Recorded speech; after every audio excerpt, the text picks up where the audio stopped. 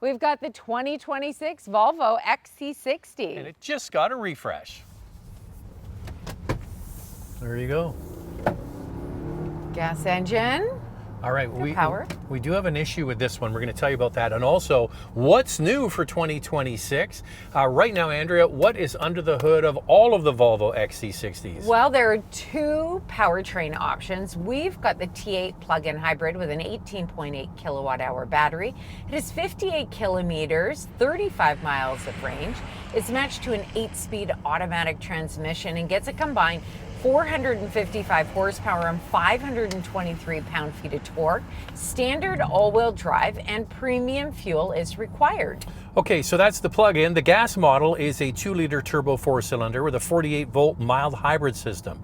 It's also got an 8-speed automatic transmission, 247 horsepower, 266 pound-feet of torque, and standard all-wheel drive. So we are driving the plug-in version, and we plugged it in last night to our new charger, and it wouldn't charge.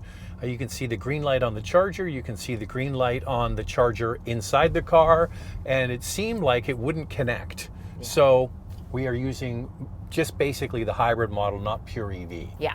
All right, so now let's get into the key standard features of this updated model. The base trim comes with a 12.3-inch digital driver display, an 11.2-inch touchscreen with Google built in, wired Apple CarPlay and Android Auto, a 15-watt wireless charger, power driver seat with memory, a power passenger seat, heated front seats, a panoramic sunroof, a power tailgate, and front and rear park assist. Okay, this has been updated. Andrea, what are the updates? Let's start with the exterior. It's got new color options, new wheels, a new grille, and the taillights are a little bit darker. The big changes really come to the interior with a new infotainment system that's faster and more responsive, a larger touchscreen, 11.2 inches, new premium materials, decor, new cup holders, an improved wireless charger, and new speaker mesh design. 90% of the interior, I don't see any difference. I think, you know, the old one was beautifully done on the inside. This one's beautifully done. The biggest change is the big tablet, which is faster, a lot faster than the last version. That's where I noticed the biggest change. For sure. Now, how does it handle? Well, Volvo has always been refined. It's smooth, it's quiet. This one is no different. The powertrains remain the same. There is no B6 powertrain available, just B5 and this plug-in hybrid. There is available active air suspension if you want it. This is just so quiet. Fantastic. Yeah, it's very comfortable. So I always look at these things on the spectrum of, do you want performance? At one end, you're going to have like Porsche Macan, right? And at the other end, you're going to have traditional luxury. Think Lincoln and Lexus. This tilts more towards traditional luxury, but there's a lot of people like that, Andrea. They like the posh looking interior. They like the elegant design on the outside, and they just want to cruise in comfort. It just makes for a great daily driver. Very comfortable. The steering is nicely weighted.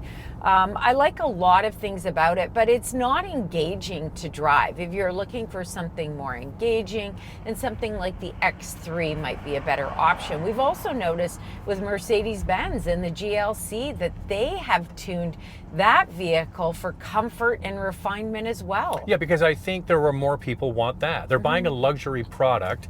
Yeah, that's tuned definitely to be smooth and quiet, very much like this.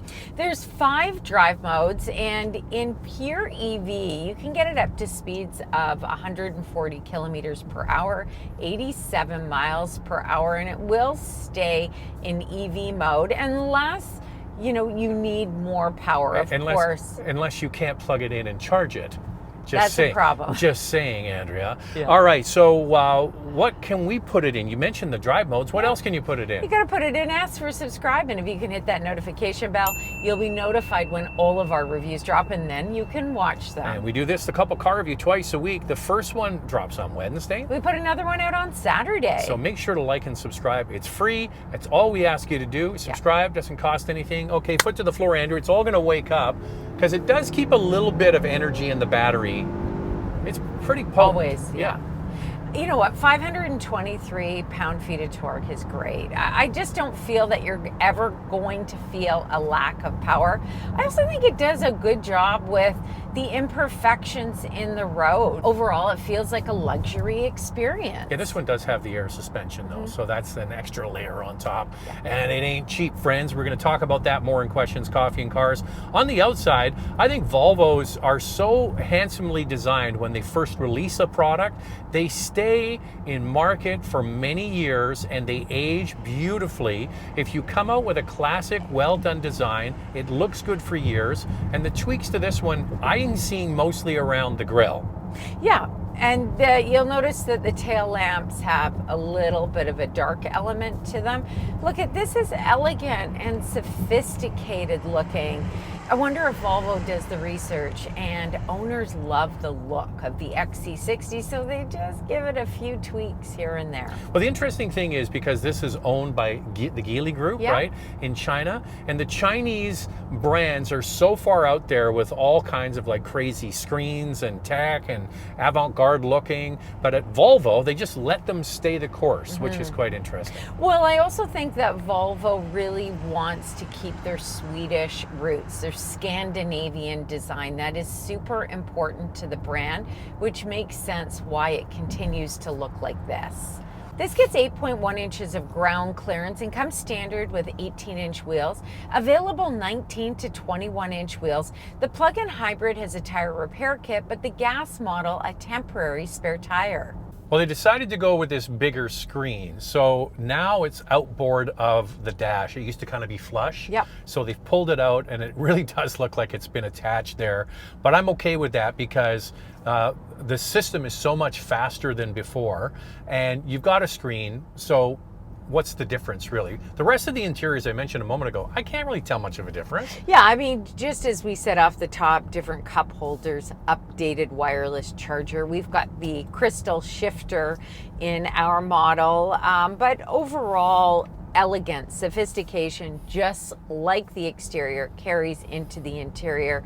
Storage-wise, there's not a ton at the center console. This isn't very deep, but the door pockets are good.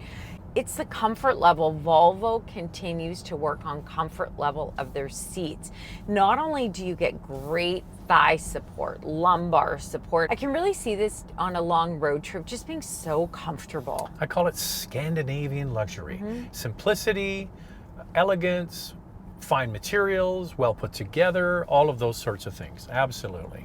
And Andrea, the no AM radio thing has been solved because it's got HD radio. Yep. So you use the side channels of FM to get all of your sports talk and your talk radio. So I'm happy now. This has two available stereo systems. One is a 14-speaker Harman Kardon sound system.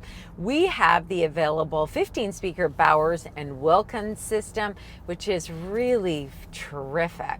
Yeah, we had some time with the XC90 when we were in Sweden and Copenhagen, and it's my favorite, I think, of the stereos is this Bowers and Wilkins. It thumps, it's clear, it's crystal clear, it's very well done. And getting in and out of the XC60 is easy. If you have any mobility issues, you're in and you're out. It's just a breeze. Available features on the inside include a heated steering wheel, head-up display, pilot assist, 360 camera, front seat massage, ventilated front seats, air purification technology, and heated rear seats. Well, this is in the compact luxury class, so it's not super big, but in the back seat you get adequate legroom, good headroom. The pitch of the rear seat is good, it doesn't recline, and the foam is very comfortable.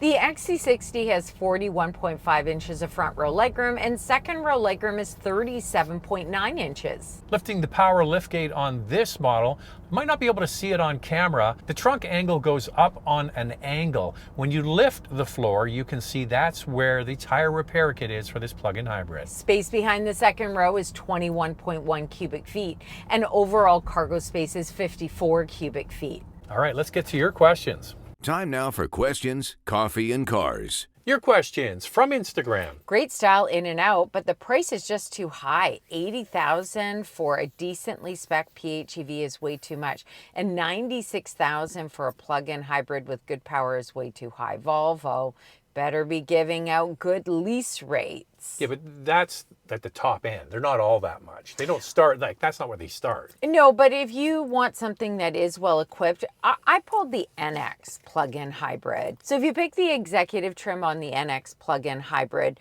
versus the ultra trim on this one, there is a $6,000 Canadian difference. Which is more expensive? This. Yeah. There you go. So you are paying a little bit more for it. You know, you've got to look at features to features, I guess lease rates, and see what works for you. What are your thoughts on the infotainment and ease of use? How is the space compared to the competition? Well, the head unit is one of the big improvements for this model year, much faster than before. Now that we've used this Android Automotive, it's not Android Auto, it's called Android Automotive. Once you learn it and you've used it more often, they become much more familiar. The speed of the head unit is very good. Yeah. The clarity of the screen is very good. You will like it, except for CarPlay CarPlay users. Well, it's just wired Apple CarPlay and Android Auto. At least it's offered. You know, when we were at the CX90 Drive event in Copenhagen, I asked Volvo about that. When are you going to do wireless? They said they were working on it, but now this is still wired. So not sure when all that is going to come into play. So it's a 26 model year. It's not 2017. No, and I've said this before, you can get a Toyota Corolla base model with standard wireless Apple CarPlay and Android Auto. Figure this stuff out. They've got to sort it out. Now, as for space, you asked about that. You got the dimensions for this Volvo, but comparing it to something like the X3, which is quite big, they offer similar front and second row legroom. This is actually a little bit bigger, but it does fall short in cargo space. Hey, if you want to get a question in for any of our future videos, don't be shy. Follow along on Instagram. It's Motormouth_Andrea. You also get to see what's going on behind the scenes. For me, it's Motormouth_Auto, and the links are in the description. Love my 2025 XC60 T8 Black Edition. It's refined, comfortable, powerful, and the 15-speaker Bowers & Wilkins is amazing. Would you say the upgrades of the 2026 model is worth the upgrade over the 2025? No, keep the one you've got. It's a pretty mild refresh, really. The same thing with the XC90 that we drove. So there's some aesthetic changes, as we talked about. The big one, I think, for most people will be the speed of the head unit, but not worth trading in and getting a new one. Well, you're saying you're loving your 2025 model and you're happy. Obviously, the infotainment system doesn't bother you as much. I have to say the graphics are clear. It's brighter. It's faster. It does a lot well, but I wouldn't upgrade, especially if you're already happy. And now it's time for our hot topic. What's this one, Andrea? How's the service cost versus other brands? I've heard it is super expensive. Well, I'm always of two minds of this stuff about how much does it cost to maintain and repair certain models of cars, because there's the main dealer cost, which is, you know, can be very expensive. And then there's aftermarket sort of specialty shops that can work on these cars often for a lot less. But Andrea has the numbers. So I pulled some numbers from RepairPal, and this is the annual repair cost. So for the XC60, it's $746, which is less than something like the Porsche Macan or the BMW X3, which is over $1,000. But interestingly enough, the RDX is quite a bit less money, $497, and the RX 350 is $550. The reason why I picked the RX and not the NX is that information just wasn't available on the NX. Yeah, but this is all subject to change depending on where you go. I guess that's based on dealer cost. I guess so. All right, so let's get into the vital stats of the XC60. Let's start with pricing. We'll do Canada first and then move on to the US. This includes freight, PDI, and fees. The B5 mild hybrid starts at just over $61,000, and the plug-in hybrid starts at just over $68,500. In the US, we're using MSRP. The mild hybrid starts at just under $51,000, and the plug-in hybrid just under $62,500. Here's the fuel economy for the base turbo engine. It's 10 liters per 100 kilometers city, 7.8 on the highway. That's 23 miles per gallon city, 30 on the highway. This plug-in hybrid gets a combined 3.7 liters equivalent per 100 kilometers. That's 63 miles per gallon equivalent. When the battery's depleted, you get a combined 8.5 liters per 100 kilometers or 28 miles per gallon. This PHEV comes with a 3.7 kilowatt onboard charger. With a level 2 charge, it'll charge from 0 to 100% in 5 hours. Towing capacity is 3,500 pounds, and the warranty is 4 years, 80,000 kilometers, or 50,000 miles. In the United States, 4 years of complimentary scheduled maintenance is included. So we've chosen 4 vehicles that compete with this, starting with the base gas models. For your consideration, 4 vehicles for you to consider. Up first is the Lexus NX with a 2.4-liter turbocharged 4-cylinder, 275 horsepower, and a starting price of $58,000. The Audi Q5 with a 2-liter turbo 4-cylinder, 268 horsepower, and a starting price of $62,000. The BMW X3 with a 2-liter turbocharged 4-cylinder, 255 horsepower, and a starting price of $64,000. The Mercedes-Benz GLC with a 2-liter turbocharged 4-cylinder, 255 horsepower, and a starting price of $59,000. So there are 4 luxury SUVs for you to consider. Lightning round, 2 things we like to see improved. Really like how refined and quiet the driving experience is. This head unit is a major update. What we need is wireless Apple CarPlay. I'd like to be able to plug it in, Andrew. That hopefully it's just a one-off with this car, specific car. So there it is. It's the Volvo XC60. What do you guys think of that? Thanks for watching, and if you like what you see, subscribe. We'll see you next time.